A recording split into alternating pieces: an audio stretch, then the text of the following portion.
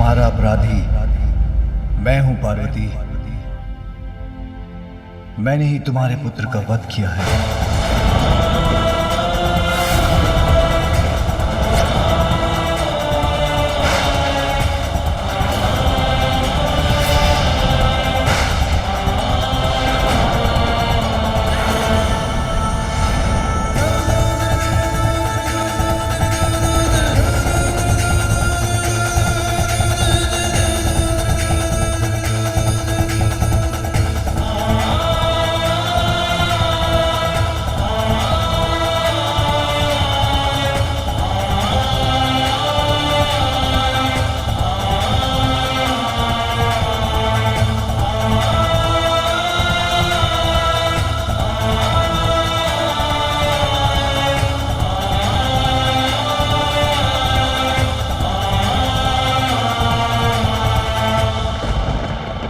तुम्हारा अपराधी मैं हूं पार्वती।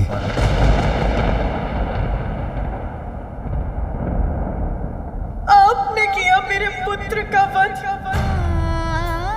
किंतु क्यों स्वामी? ऐसा क्या अपराध किया था उस बालक ने?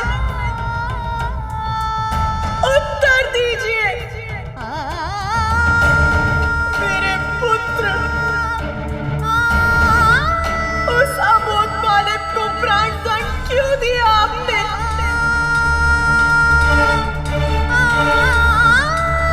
मैंने कुछ पूछा है आपसे, उत्तर दीजिए। मां कर हृदय पुत्र की मृत्यु का कारण समझाने पर भी कहां समझ सकेगा मां। और तुमसे क्या कहूं, दुखद सत्य तो यह है कि इसके शीश को इसके धड़ से विलककर इसके प्राण हरने वाला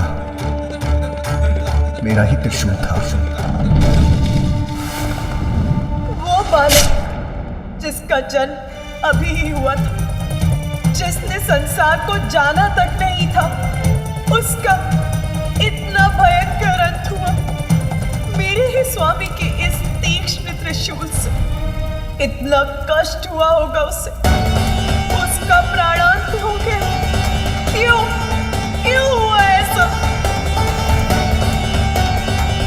जो मेरे ही हृदय का स्वरूप था, मेरी ही कल्पना से जन्मा था, जो मेरी ही आज्ञा का पालन कर रहा था, उसके किस दोष के लिए ऐसा भीषण दंड दिया आपने उसे?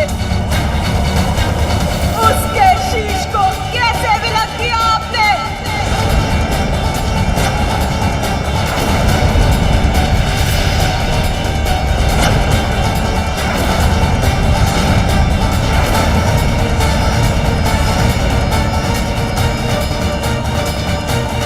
माता महाशक्ति का क्रोध जागृत हो रहा है। माता कुपित हो कदाचित हमें भयंकर दंड देंगी।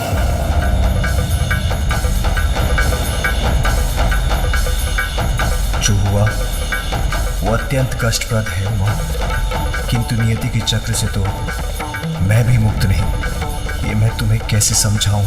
हमें क्षमा कर दे माता। माता, हमसे बहुत बड़ी भूल हो गई। माता, हमें नहीं ज्ञात था कि ये बालक आपका पुत्र है। माता, इसने हमें और प्रभु को भी भीतर प्रवेश करने से रोक दिया था। ठहर जाइए, किसी को भी भीतर जाने की अनुमति नहीं। माता, जब उसका विरोध कर भीतर प्रवेश करने का प्रयास किया तो उसने हम सभी को पराजित कर हमारी दुर्दशा कर दी। किंतु माता, उसमें दोष हमारा ही है। वो प्रभु ने तो मात्र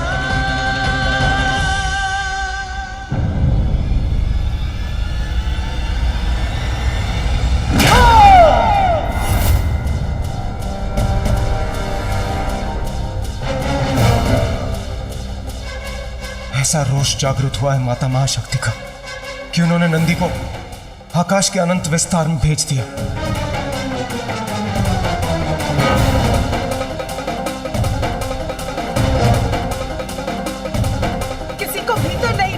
दिया ना मेरे पुत्र ने, आप सभी के अनुसार ये था उसका अपराध।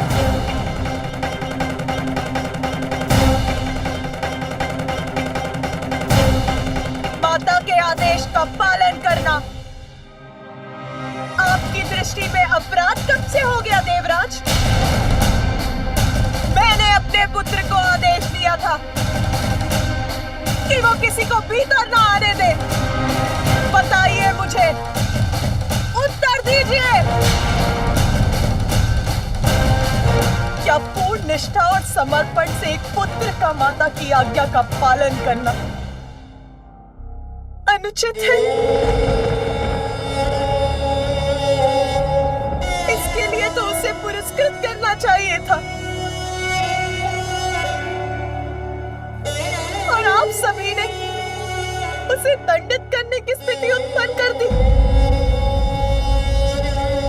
बिना तथ्य और सत्य जाने आप सभी उससे युद्ध कर उसे उत्तेजित करते रहे। तनिक धैर्य भी नहीं रखा गया आप सभी से।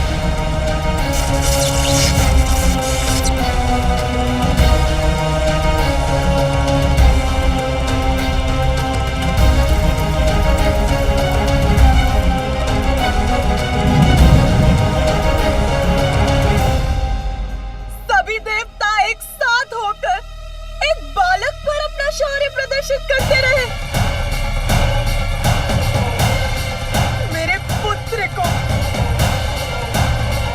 अपने प्राण देकर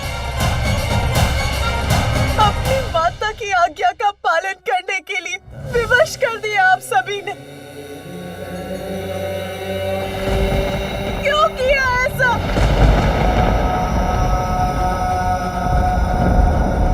एक बार भी नहीं सोचा कि जिस असाधारण बालक ने आपको भवन में जाने से रोक दिया,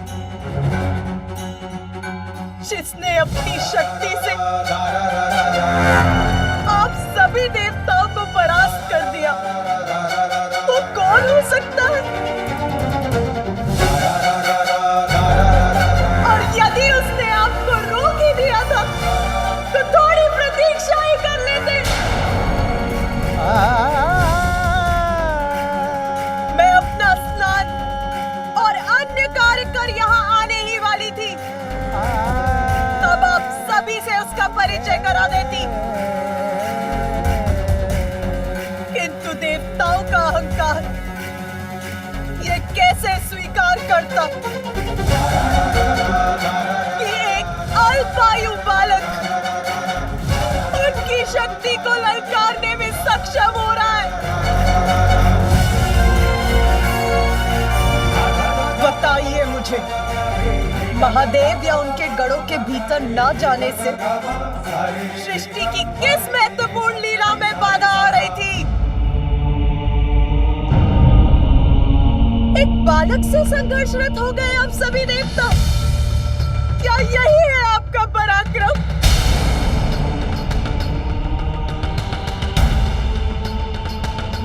एक बालक से, मात्र एक बालक से क्या हानि पहुंचाई थी उसने किसी को? क्या वो आपसे आपका पद मांग रहा था देवराजेंद्र? मेरा पुत्र, मेरा कोमल हृदय, निष्ठावान, आज्ञाकारी पुत्र मेरा मेरी अपनी मां की आज्ञा का पालन भर कर रहा था। बताइए मुझे, क्या इस घटना के बाद संसार का कोई भी पुत्र अपनी माता की आज्ञा का पालन करेगा? क्या किसी भी पुत्र में इतना साहस शेष रहेगा?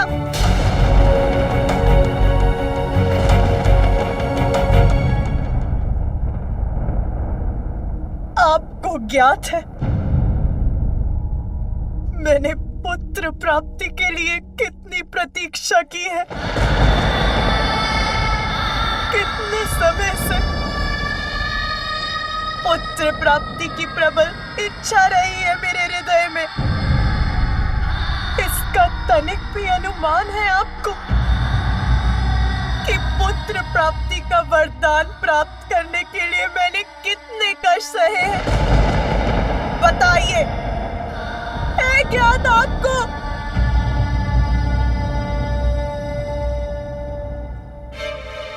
आदि शक्ति हूं मैं, आदि शक्ति हूं मैं, आदि शक्ति हूं मैं। वो आदि शक्ति जो उस समय सती के रूप में भी मैं सदा आपकी ही प्रार्थना में लीन रही, अपने पिता श्री प्रजापति दक्ष के विरुद्ध गई ताकि आपके साथ हमारा विवाह हो सके। सती, ये कदापि नहीं हो सकता।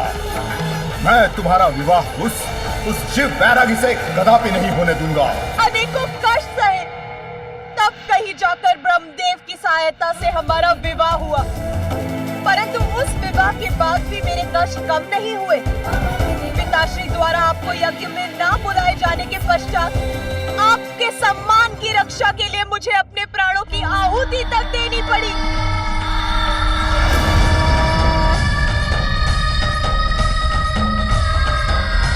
सती का अंत अवश्य हुआ, किंतु उसकी इच्छा पूर्ण रही। इसीलिए मैंने पुनः जन्म लेकर आपको मनाने के लिए वर्षों तक तप किए, ताकि इस बार मेरे पुत्र प्राप्ति की इच्छा पूर्ण हो सके। किंतु आप वर्षों तक समाधि में लीन रहे, आपको तो इसका आभास तक नहीं था। किसी प्रकार पुनः आपसे विवाह हुआ और वर्षों पश्चात जब पुत्र प्राप्ति की कामना की तो देवता अपने संकट लेकर आ पहुंचे। हमें आश्वस्त कीजिए हे दयानिधान कि आपके और माता पार्वती के संयोग से कभी भी कोई भी संतान जन्म नहीं लेगी।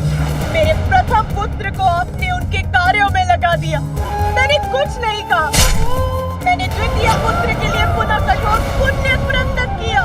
मुझे एक ऐसी संतान का वरदान दीजिए, त्रिमूर्ति के समक्ष गुण हो सके। तथास्तु। पुत्र पाकर एक मां पुनः प्रफुल्लित हुई तो आप सबके साथ मिलकर स्वयं मेरे स्वामी ने इतनी निष्ठुरता के साथ मेरे पुत्र का वध कर दिया।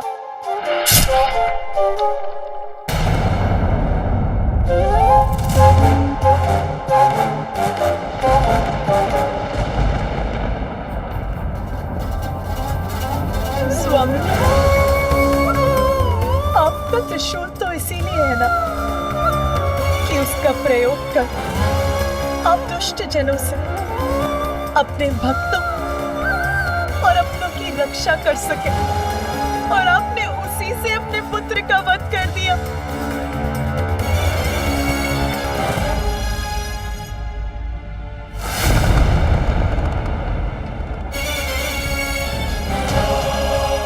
मुझे बताइए महादेव, क्या शीश विलक करने के सिवाय आप कुछ और भी कर सकते हैं?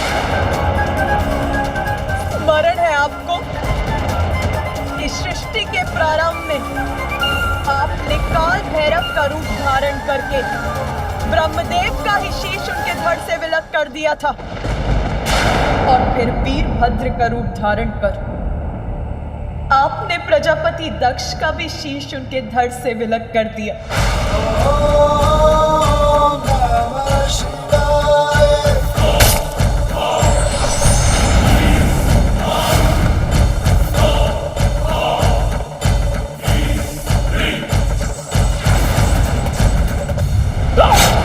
किंतु इस बार तो आप सभी सीमाएं लांघ गए। आपके जिस पुत्र को आपका स्नेह प्राप्त होना चाहिए था, आपने उसी पुत्र का शीश उसके शरीर से विलक कर दिया।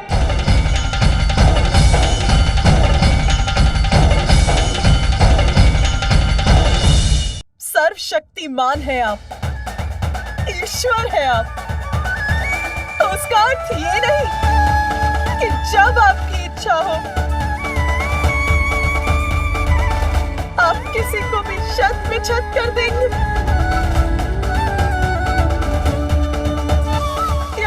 कि अपने पुत्र को भी इतना भी नियंत्रण नहीं है आपको अपने क्रोध पर।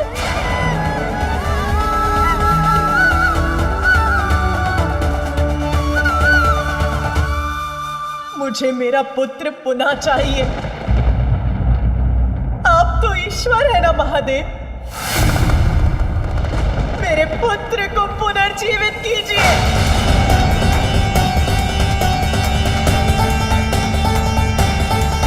उससे पुनः उठकर मुझे मां कहने के लिए कहिए।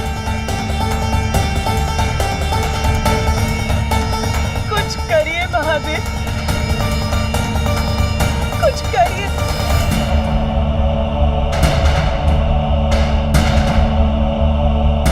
अन्यथा मैं भी अपना नियंत्रण खो दूंगी।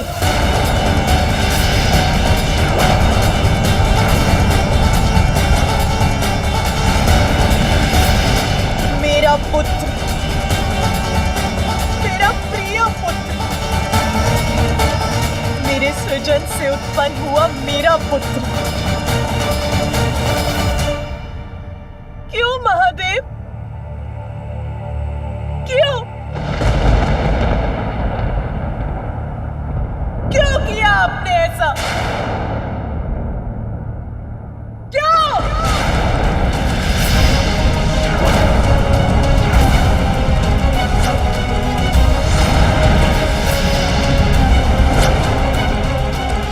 देवी पार्वती का क्रोध अपने चरम पर है और अगर उन्होंने प्रचंड रूप धारण कर लिया तो अनर्थ हो जाएगा।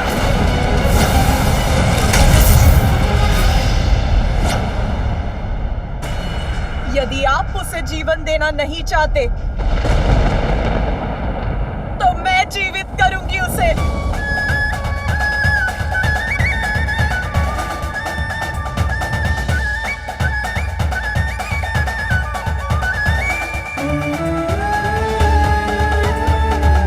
मैंने ही उसका सृजन कर उसे जीवन दिया है, तो मैं ही उसे पुनर्जीवित करूंगी।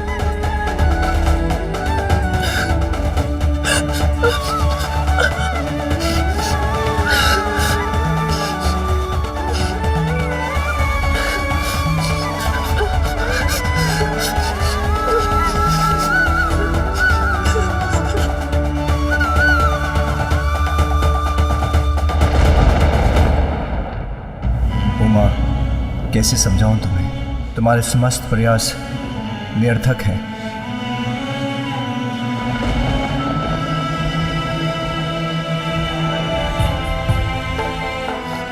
ये क्या हो रहा है? इसका शेष क्यों नहीं बना पा रही हूं मैं? उसे जीवन क्यों नहीं दे पा रही हूं मैं?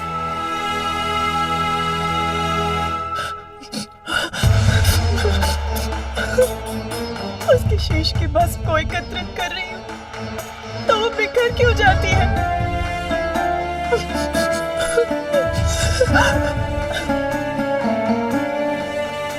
रुक जाओ उमा, तुम्हारा प्रयास व्यर्थ है। उसकी मां हूं मैं, मेरा प्रयास व्यर्थ कैसे हो सकता है? ये शीश मेरे त्रिशूल के प्रहार से भस्म हुआ है और मेरे त्रिशूल से भस्म होकर कोई पुनः जीवित नहीं हो सकता। इसका शीश सदा के लिए नष्ट हो चुका है। ये शीश मेरे त्रिशूल के प्रहार से भस्म हुआ है और मेरे त्रिशूल से भस्म होकर कोई पुनः जीवित नहीं हो सकता। इसका शीश सदा के लिए नष्ट हो चुका है। तो सब कुछ नष्ट हो जाएगा। यदि मेरा पुत्र जीवित नहीं हो सकता तो संसार भी शेष नहीं रहेगा। ऐसी विनाश लीला उत्पन्न करूंगी मैं।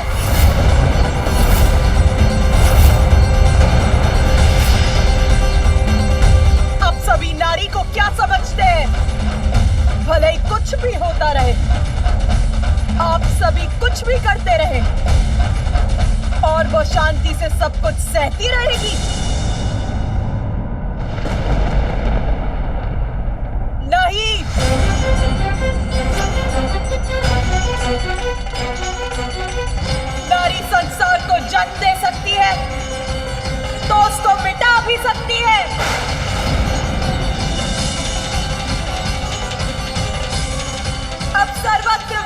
ही विनाश होगा, कोई शेष नहीं रहेगा।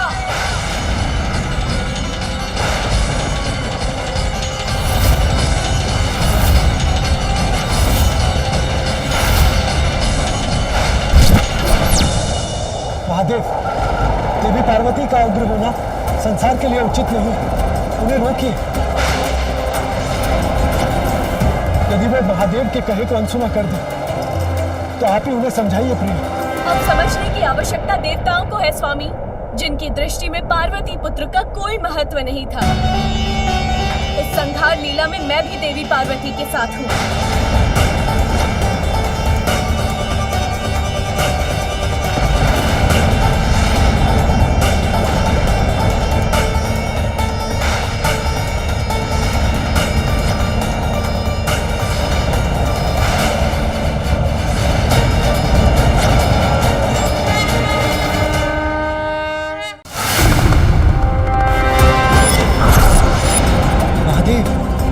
देवी पार्वती का उग्र होना संसार के लिए उचित नहीं है, उन्हें रोकिए।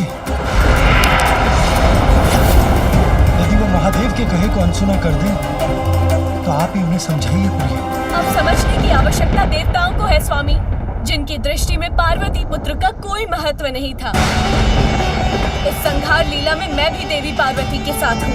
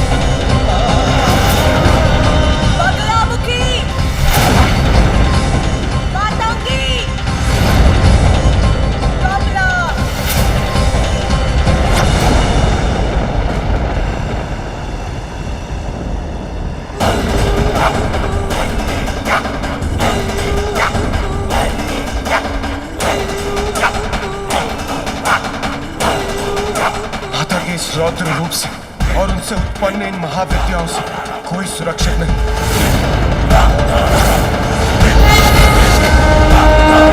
मैं केवल कैलाश ही नहीं, समस्त ब्रह्मांड में जहां जहां भी देव है उनका भी नाश कर दूंगी। संहार करूंगी मैं, संहार।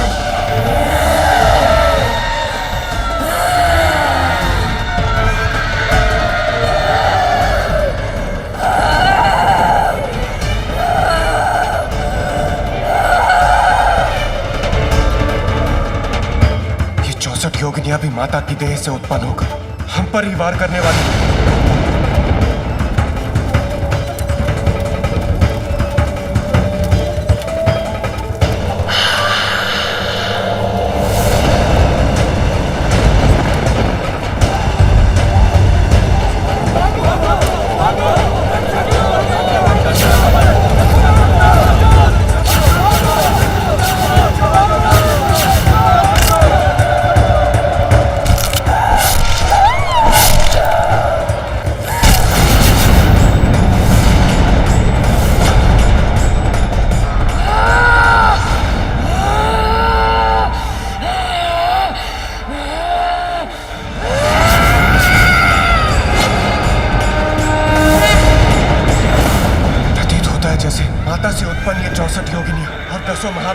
अब हम देवताओं का विनाश करने के लिए हमारी ओर बढ़ रही हैं। अवश्य दंड दूंगी मैं तुम सभी को तुम्हारे इस कृत्य के लिए। मेरा भीषणकारी क्रोध सभी देवताओं का अस्तित्व मिटा देगा। मेरी क्रोधाग्नि भस्म कर देगी तुम्हें। कोई शेष नहीं रहेगा। सबका संहार करूंगी मैं।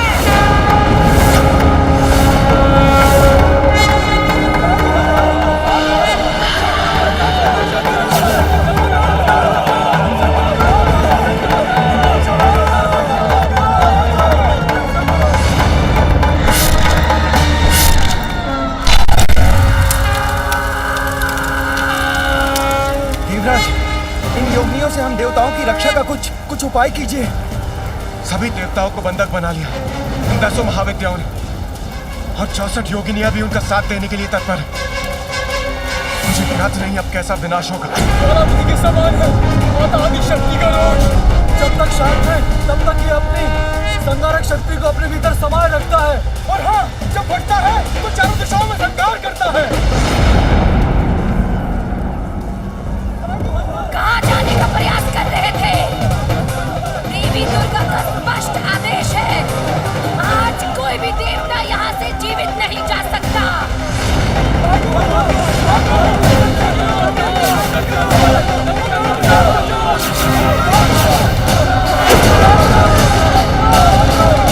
इस प्रकार तो देवी पार्वती सबका संहार करेंगी, सर्वत्र विनाश होगा, नष्ट हो जाएगी सृष्टि।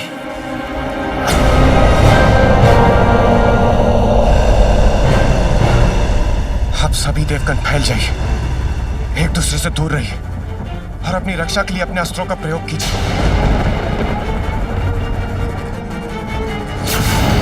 देवगण, बचाइए अपने आप को,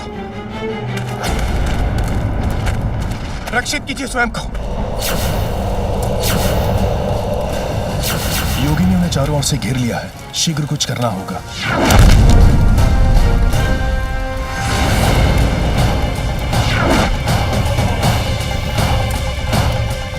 आश्चर्य, मेरे प्रहार का इन पर कोई प्रभाव नहीं हो रहा।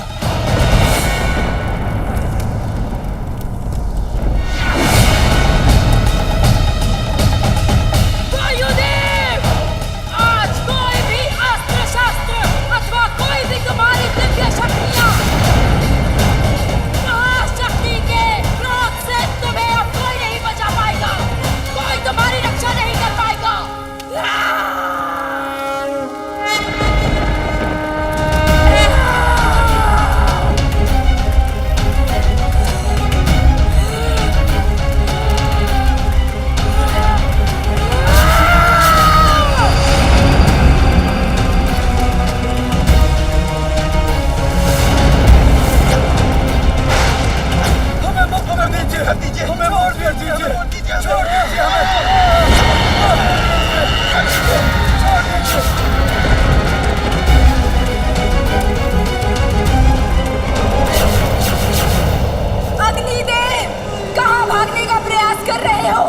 रुको और अपना दंड स्वीकार करो।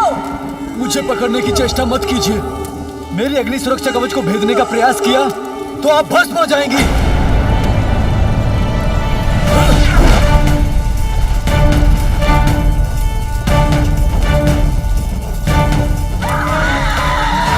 ये किसकी गर्जना है?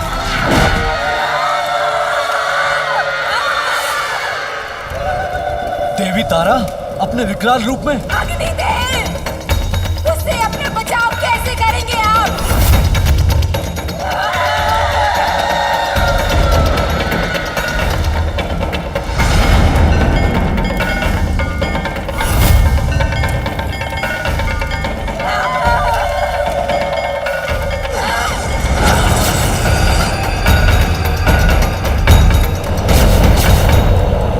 पार्वती का दुख उनका रोष बन रहा है, किंतु अभी उन्हें रोकना संभव नहीं।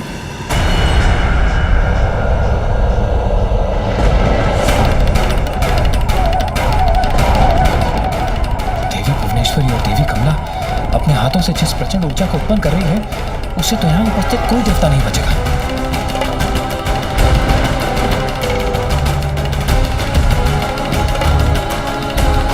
यदि मैं जल में परिवर्तित हो जाऊं तो इन महाविद्याओं की ऊर्जा को सहज ही भेज सकूंगा। जल रूप में कोई मुझे कैसे भस्म कर सकता है?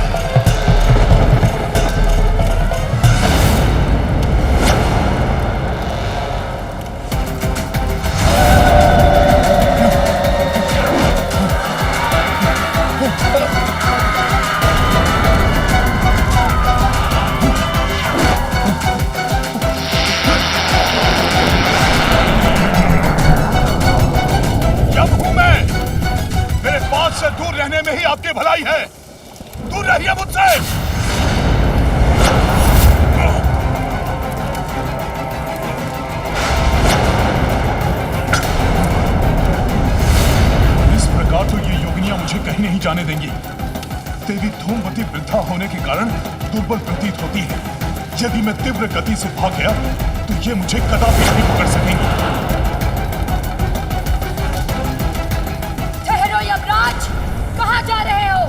मुझे शक्तिहीन समझने की भूल मत करो। यमराज, अब जाओ, देवी दुर्गा के उदर में जाके समा जाओ।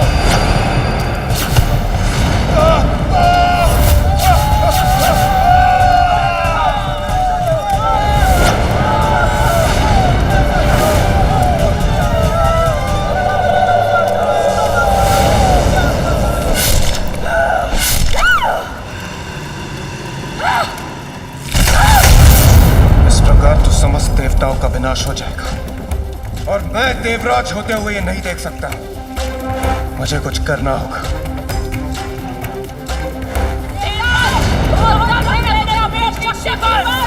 आज देवताओं के साथ हमारा अहंकार भी मिट जाएगा।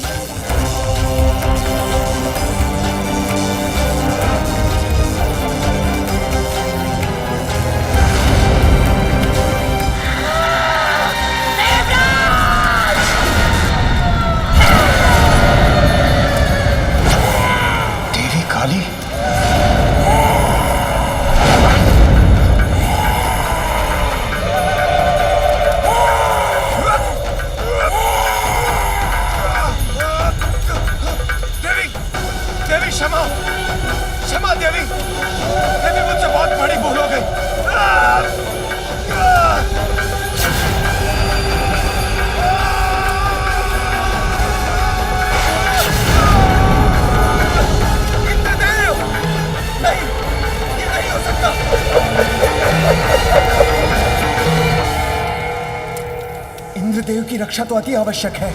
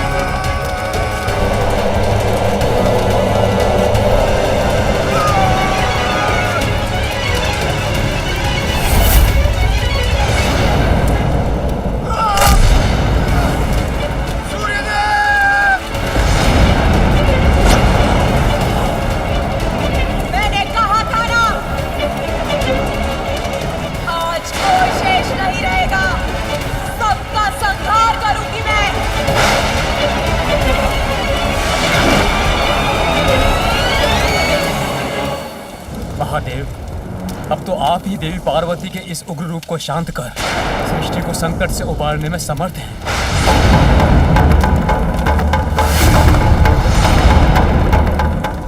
महादेव शीघ्र कुछ कीजिए, अन्यथा देवी पार्वती सर्वत्र प्रलय की स्थिति उत्पन्न कर देंगी। मैं तो प्रतीक्षा ही कर रहा था कि देवी पार्वती के भीतर का रोष बाहर आ जाएगा तो वो स्वतः शांत हो जाएंगी, किंतु उसके विपरीत उनका रोष तो बढ़ता ही जा रहा है। उनकी इस विनाश लीला को शांत कर उन्हें रोकना ही होगा। मेरे पुत्र का वध त्रिशूल से किया था ना आपने?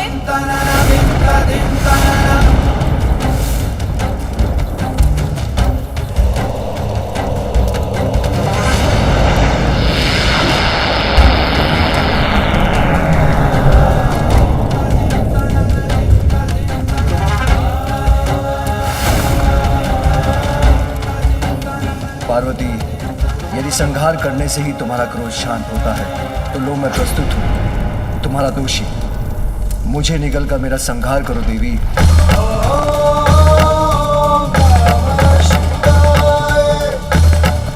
नहीं, ये कैसे कर सकती हूँ मैं? मुझे अपने रोष से मुक्त होना ही होगा। पार्वती, वो तुम्हारा ही नहीं मेरा भी पुत्र था। हाँ, ये सत्य है पार्वती कि मेरे हाथ तो बहुत बड़ा अनर्थ हो गया है। पिता के हाथ तो पुत्र का हाथ थामकर उसे संसार में चलना सिखाते हैं, उसका मार्गदर्शन करते हैं, और यहाँ मेरे ही हाथों मेरे पुत्र का वध हो गया। किंतु मैं करता भी क्या, उसने विवश कर दिया था मुझे। उमा, मैंने तो पहचाना उसे, किंतु वास्तविकता तो यह है कि अविद्या के कारण वो मुझे, अपने पिता को नहीं पहचान सका, नहीं जान सका कि 84 लाख योनियों के समस्त जीवों का पिता मैं ही हूं। सबके भीतर और बाहर सर्वत्र विराजमान हूं। अज्ञानतावश कुछ भी समझाने का अवसर नहीं दिया उसने।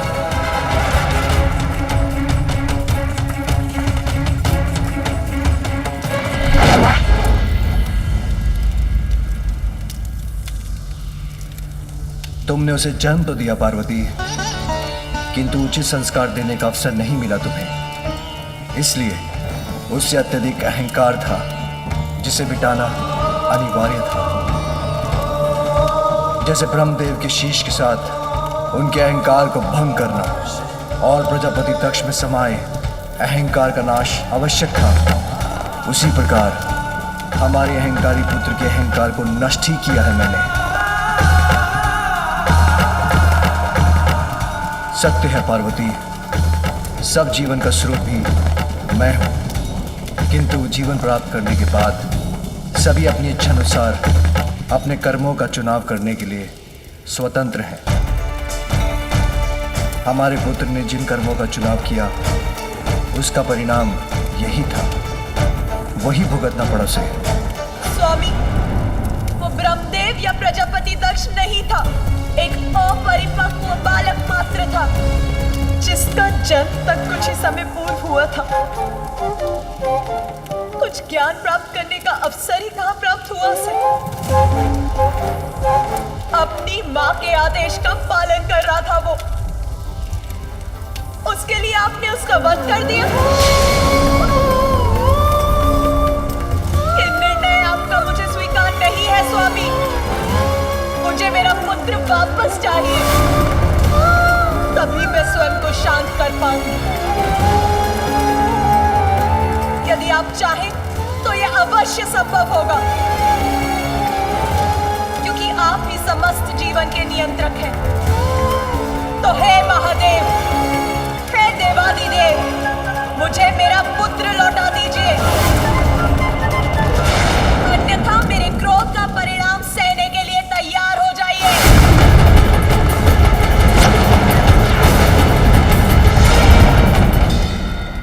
मुझे मेरा पुत्र लौटा दीजिए, अन्यथा मेरे क्रोध का परिणाम सहने के लिए तैयार हो जाइए।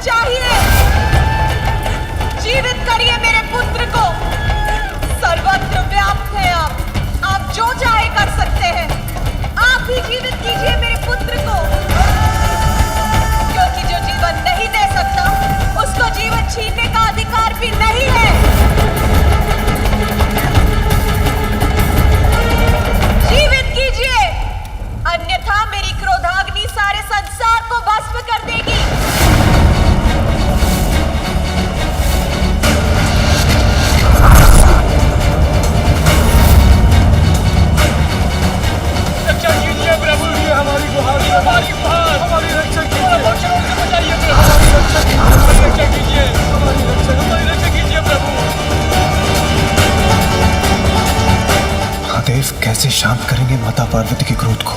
कहीं कहीं इस बार मैं उनका लक्ष्य न बन जाऊं।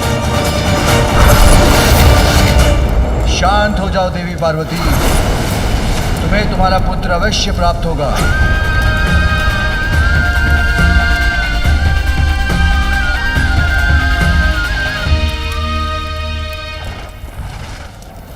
ये क्या कह रहे हैं महादेव? माता पार्वती का पुत्र पुनः जीवित होगा?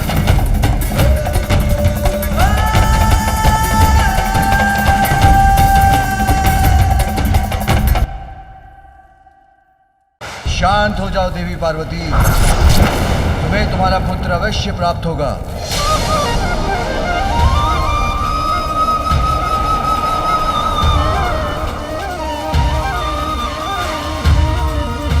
इसलिए नहीं कि तुम संहार कर रही हो, किंतु इसलिए कि पुत्र प्राप्ति की तुम्हारी कामना अत्यंत प्रबल है।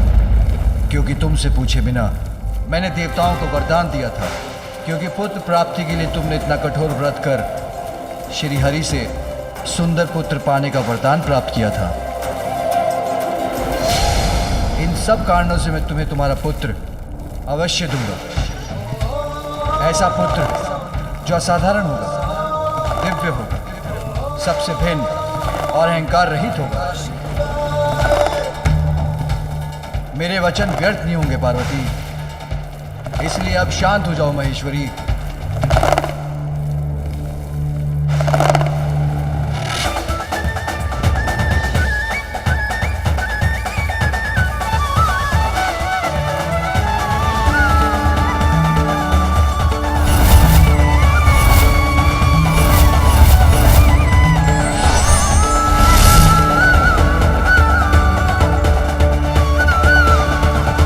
प्रतीत होता है माता का क्रोध शांत हो गया।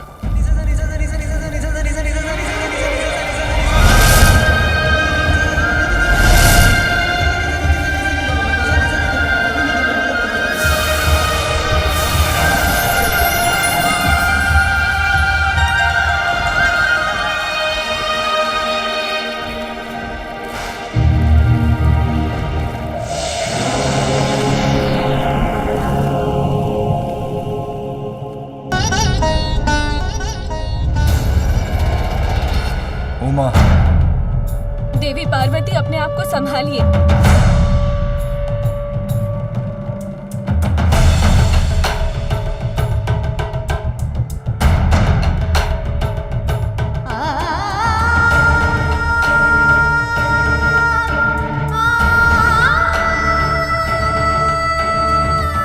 मुझे मेरे पुत्र को देखना है। उसे देखे बिना कैसे शांत हो सकती हूँ मैं? स्वामी, इस माँ पर इतनी कृपा कीजिए, अब अविलंब मेरे पुत्र को जीवित कर दीजिए।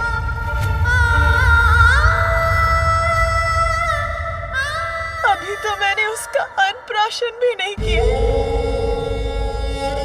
मुझे उस पर अपनी स्नेह वर्षा करनी है, उसे अपने हाथों से खिलाना है, दुलारना है, उस पर अपनी ममता उड़ेलनी है। मैं आपसे विनती करती हूँ प्रभु, आप अपना वचन पूर्ण कीजिए, जीवित कर दीजिए मेरे पुत्र को, जीवित कर दीजिए। देवी, इसमें महादेव का कोई दोष नहीं, ये सब मेरे ही कारण हुआ है।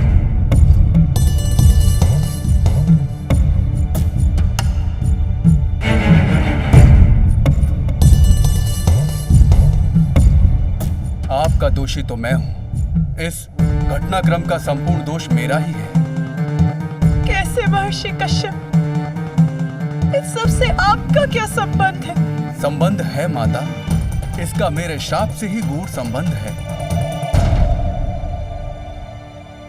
बहुत समय पूर्व महादेव के दो परम भक्त थे, माली और सुमाली,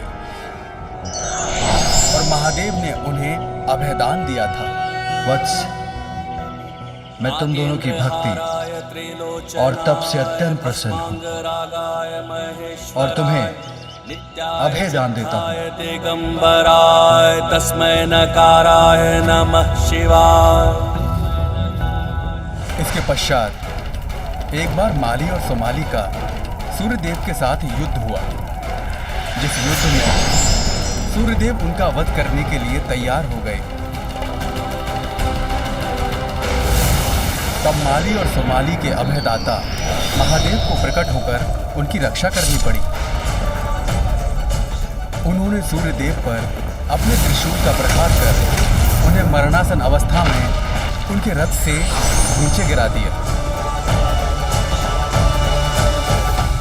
तभी मैं सूर्य का पिता वहां पहुंच गया और मैंने अपने पुत्र सूर्य की देह को दीन अवस्था में पृथ्वी पर गिरा हुआ देखा और तब रोष और संताप से प्रभावित होकर मैंने महादेव को एक अत्यंत अनिष्टकारी श्राप दिया कि जिस प्रकार आज आपके कारण मेरे समक्ष मेरा पुत्र मरणासन अवस्था में गिरा पड़ा है, उसी प्रकार आप स्वयं अपने पुत्र को अपने त्रिशूल से आहत करेंगे महादेव। उस समय मेरे पुत्र की मृत्यु तो नहीं होने दी महादेव आपने, किंतु मैं तो श्राप दे चुका था। वो स्थिर रहा जिसके कारण ही आज यहाँ ये सब घटा। किंतु हे महादेव, आप तो करुणा सागर हैं, सब जीवन के स्रोत हैं, इसलिए मेरी विनती स्वीकार कर मुझे दोष मुक्त कीजिए। अपने पुत्र को जीवित कर दीजिए महेश्वर। आप चाहें तो ये अवश्य संभव होगा। ऋषिवर, अब वही करने का प्रयास करने जा रहा हूं। अब मुझे आज्ञा दीजिए। प्रणाम महादेव, प्रणाम माता।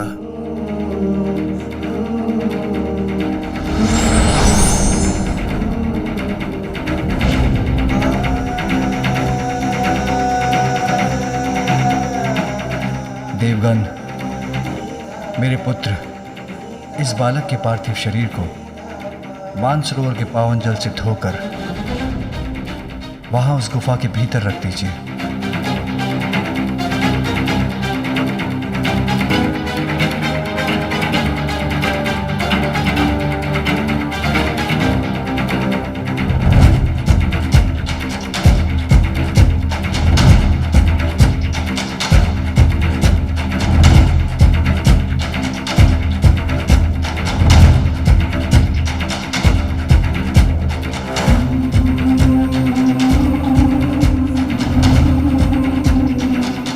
विश्वास रखिए देवी, इसी विधि से उसे मैं पुनर्जीवित कर सकूंगा।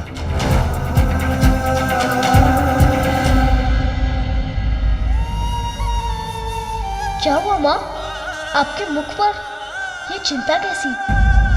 मुझे बताइए माँ, अपनी चिंता का कारण। इस संसार में मैं आपकी सभी चिंताओं को हरने ही तो आया हूँ। माँ का आंचल ही मेरा संपूर्ण संसार है।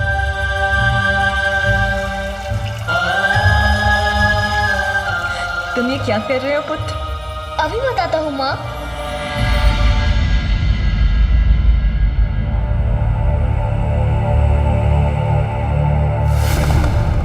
नहीं, अब और नहीं सह सकूंगी मैं। मेरे पुत्र को पुनर्जीवित कीजिए नाथ।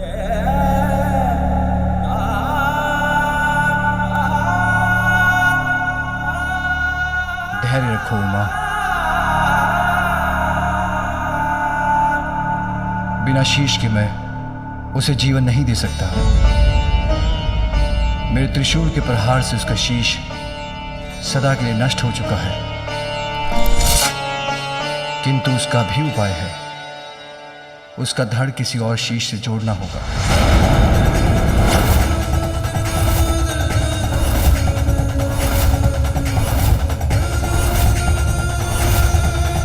तब मैं अपने पुत्र को पुनर्जीवित कर सकूंगा। क्या किसी और का शीश जोड़ा जाएगा मेरे पुत्र के धड़ पर? किसका शीश होगा वो?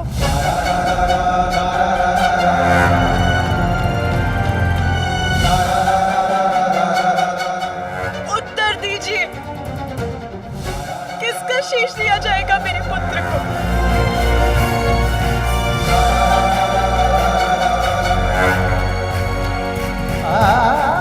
मैंने तुम्हें वचन दिया है उमा, मैं तुम्हारे पुत्र को पुनर्जीवित करूंगा। इसीलिए विश्वास रखो, जो होगा उचित ही होगा। किंतु स्वामी, उसे तो किसी और का शीश धारण करना होगा। किसी और का शीश हम कहां से लेकर आएंगे प्रभु?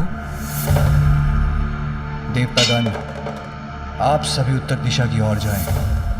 उस दिशा में सर्वप्रथम जो भी नवजात शिशु आपको दिखाई दे, जिसका जन्म कुछ समय पूर्व हुआ हो, उसका शीश ले आए। वही शीश इस बालक का शीश बनेगा।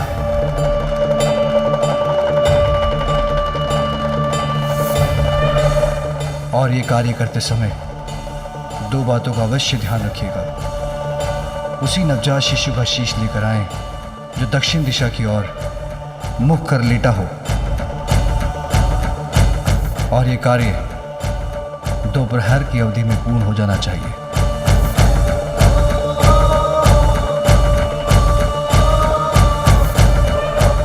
अन्यथा मैं अपने पुत्र को पुनर्जीवित करने में अक्षम बचूंगा।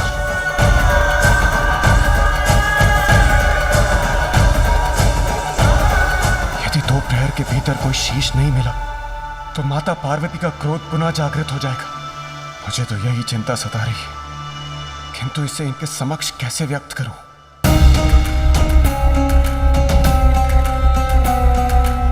मात्र 2 प्रहर, बस इतना ही अवकाश है मेरे पुत्र के लिए शीश प्राप्त कर उसे पुनर्जीवित करने का। हम प्रयास तो कर सकते हैं इंद्रदेव, पर 2 प्रहर तो बहुत छोटी अवधि है। सूर्यदेव, ये महादेव की आज्ञा है। हमें उन पर विश्वास कर अति शीघ्र अपनी यात्रा प्रारंभ करनी चाहिए और अविलंब उत्तर दिशा की ओर प्रस्थान करना चाहिए। रुकिए इंद्रदेव, मैं भी आप लोगों की सहायता के लिए आप सबके साथ चलता हूं।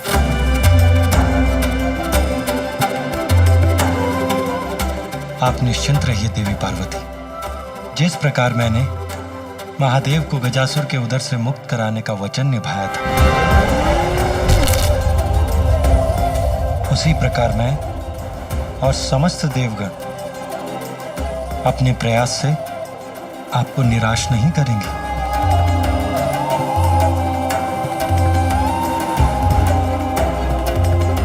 आपके इन वचनों से मुझे आश्वस्त करने के लिए अनेकों धन्यवाद भ्राताश्री।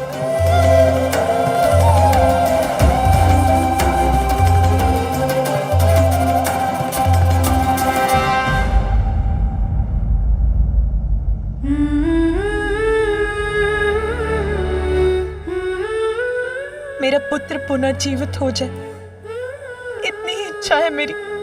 मुझ पर विश्वास रखो उमा।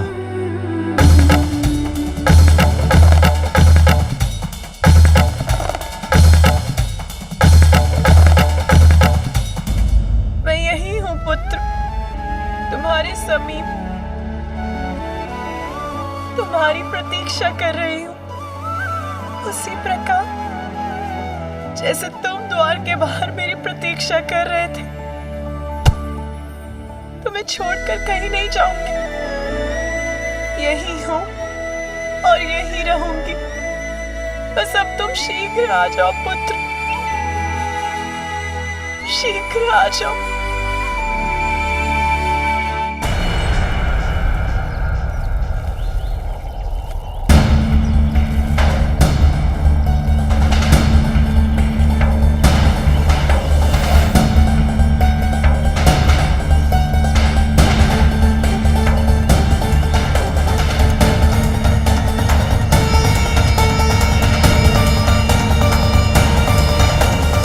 समय अत्यंत तीव्र गति से बीता जा रहा है और हमें अभी तक कोई नवजात शिशु नहीं दिखा।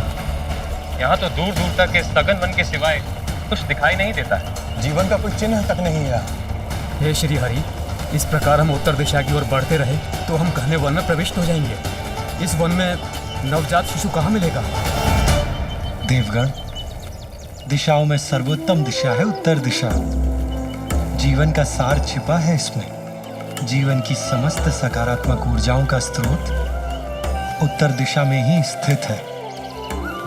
अतः आप लोग अपना संशय त्याग दीजिए और आगे बढ़िए, क्योंकि जहां आपको सघन वन दिखाई दे रहा है वहां महादेव अपनी दिव्य दृष्टि से भविष्य के दर्शन कर चुके। देवी पार्वती और महादेव के जीवन में नवीन अध्याय के आरंभ का स्रोत अवश्य ही हमें इस उत्तर दिशा से प्राप्त होगा। किंतु श्री हरि, हम अपने स्वार्थ के लिए किसी नवजात शिशु के प्राण हर लेंगे, ये कहाँ उचित है? अग्निदेव, महादेव सर्वज्ञ है। उनकी दृष्टि से कुछ नहीं छिपता, सब कुछ ज्ञात है उन्हें। यदि उन्होंने कुछ कहा है तो उसके पीछे अवश्य ही कोई गूढ़ अर्थ छिपा है। इसलिए आप उनकी बात पर विश्वास कीजिए और उनके आदेशानुसार आगे बढ़िए।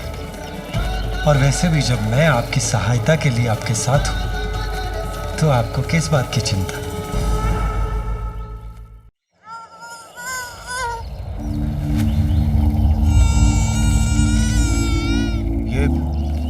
ये शिशु क्रंदन का स्वर उस ओर से आ रहा है। हमें शीघ्र उस ओर चलना चाहिए।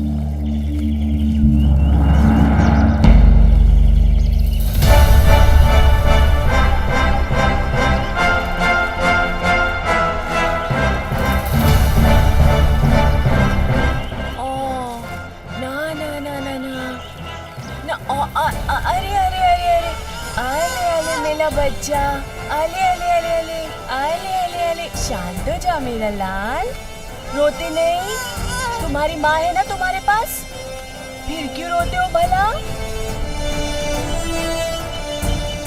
आ आ आ आ चुप हो जा, चुप हो जा। अवश्य ही यही वो शिशु है जिसके बारे में महादेव ने हमसे कहा था। हाँ अवश्य, यही है हमारी समस्या का समाधान। नहीं वरुण देव, आप भूल कर रहे हैं।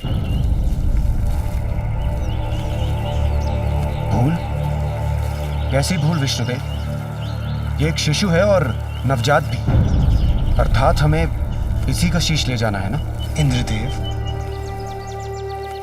ये शिशु नवजात अवश्य है, परंतु महादेव ने हमें स्पष्ट कहा था उसी नवजात शिशु का शीश लेकर आए जो दक्षिण दिशा की ओर मुख कर लेटा हो, और इस बालक का मुख पश्चिम दिशा की ओर है।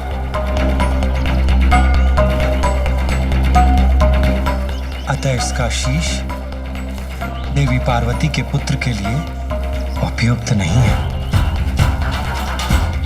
महादेव ने हमें अवश्य भेजा है, किंतु अपने हृदय में उत्पन्न संशय को मिटा नहीं पा रहा हूं मैं।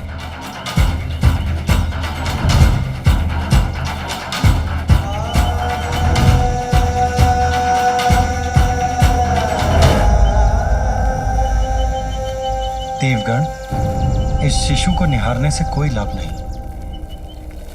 एक प्रहर बीत चुका है, हमें शीघ्रता कर दूसरा शिशु ढूंढना होगा।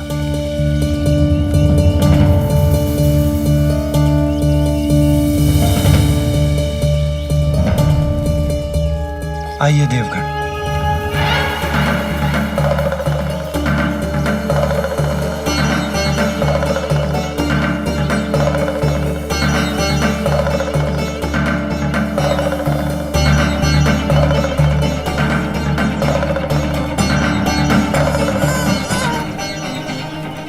यहाँ कोई है, अवश्य है।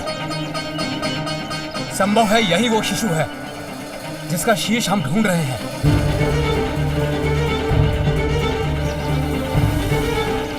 अग्निदेव को कुछ आभास हुआ है, हमें उनकी बात सुननी चाहिए। इस ओर आइए प्रभु।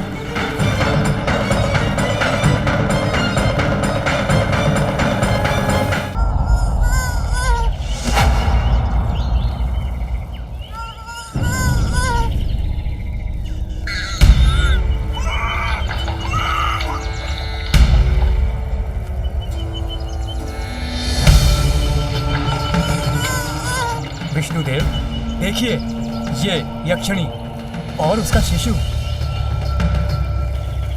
और कितना सुंदर है। माता पार्वती भी इसे देखकर अत्यंत प्रसन्न होंगी। आप सभी उत्तर दिशा की ओर जाएं। उस दिशा में सर्वप्रथम जो भी नवजात शिशु आपको दिखाई दे, जिसका जन्म कुछ समय पूर्व हुआ हो उसका शीश ले आए।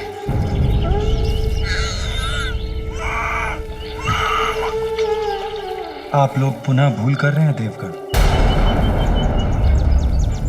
महादेव ने स्पष्ट कहा था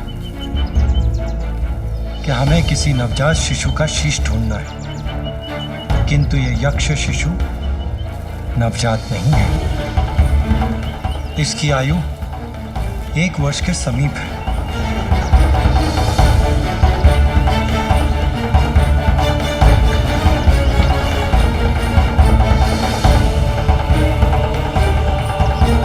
धीरज रखिए देवगण, हमारे पास अभी भी कुछ समय शेष है। हमें रुकना नहीं चाहिए।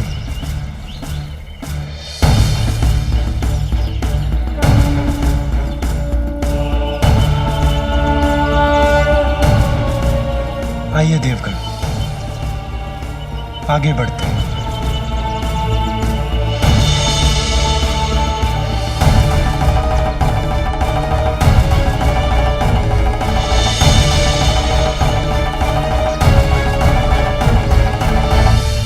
यहाँ तो वन्य पशु भी कठिनाई से आते होंगे, फिर श्रीहरि हमें वन के और भीतर कहाँ ले जा रहे हैं?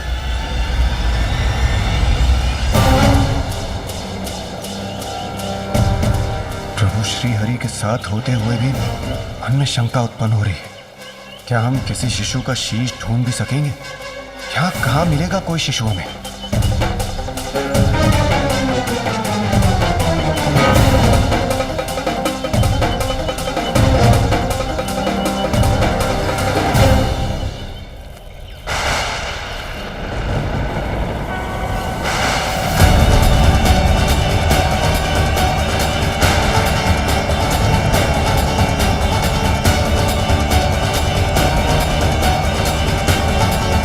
प्रतीत होता है हम सबकी खोज पूर्ण हुई।